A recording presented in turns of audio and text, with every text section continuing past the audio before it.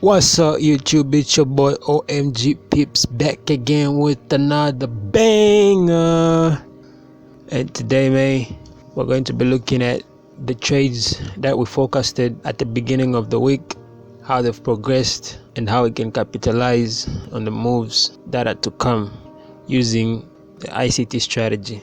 Alright, so watch to the end of the video because I'm putting everything out and it's going to help you a lot. Alright, so as you can see, we had this trade right here on EURUSD at the beginning of the week. I had a forecast entry here, and unfortunately price has hit my stop loss right here, so this trade has lost. And yesterday I had a setup on the 15-minute time frame.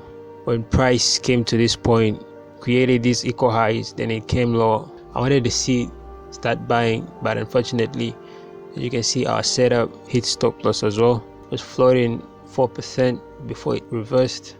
This one was floating 3%. So altogether, we were floating about 7% before price decided to reverse and hit our stop loss, right? But that's not the purpose of this video. I'm here to see what corrections can be made and how we can move forward, right? So I'll go to the 4-hour, and on the 4-hour, actually I'll go to the daily, or to the weekly.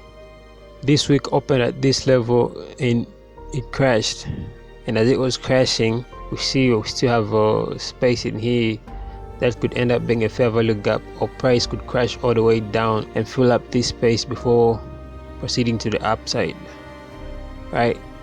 So we don't know whether price has created the low here for the week and then proceed to the upside, or when we come down to the 4-hour or to the daily, we see price has mitigated this daily fair value gap. This tells me on the daily we are likely to see higher prices.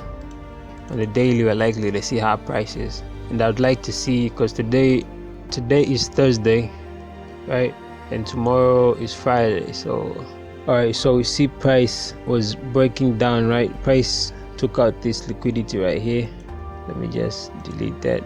Price took out this liquidity right here, this external liquidity right here, and when it took out that external liquidity, it tells me that price should come down and fill internal range liquidity, right?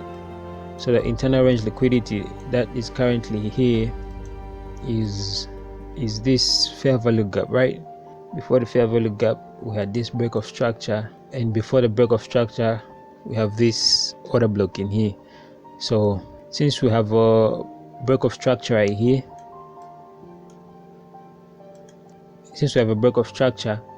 price came back in, and now it's touching the low of this candle, so it's likely to continue to proceed down. So let me just go to the 4-hour and see what's happening. We have a lot of breaks of structures, but the most recent one is this one, right?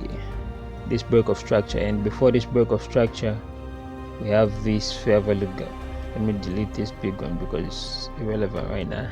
I see price on the 4-hour coming into this fair value gap, creating a break of structure to the downside and taking out this low, right? So my entry, I'd have an entry that looks something like this. That's a 2% setup on the 4-hour, right? 2% setup on the 4-hour. On the 1-hour, you can see it is confirming our bias because we have a break of structure right here, and we have an order block in there. But before that, we have this break of structure, which is also prominent on the 4-hour, and we have that breakup block in there. So to have a higher risk to reward setup, I'd need to have an entry setup on the 15 minutes. So that would look something like a break of structure to the downside. Have a break of structure, a fair value gap, and then I'd put my entry on the fair value gap that breaks to the downside, and then put my stop loss on the recent high, if that makes sense. So I'm expecting this setup to get triggered during the New York session, because London Open took place somewhere around down here, and it's currently pushing price higher, So I'm expecting this setup to play out during New York. Alright, so let's see what GBP USD looks like. GBP USD, I had a setup on it as well, but the setup was it didn't get triggered, right? The setup didn't get triggered. So to me, this tells me it is still valid. It is still valid. It is still valid. So I don't know what GBP USD is doing, so I just leave it like that. DXY. So DXY is opposite correlated to Euro USD. So if Euro USD, let me just delete that. If we're saying Euro USD should start selling, then DXY.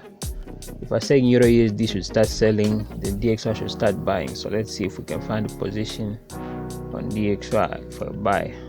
So we have a break of structure right there, and we have this order block in here because this fair value gap was already filled by this candlestick.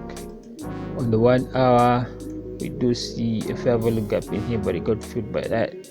But we do see a breakup block on the 1 hour, and we would have our entry somewhere like that, something like that. 2.6% setup, right?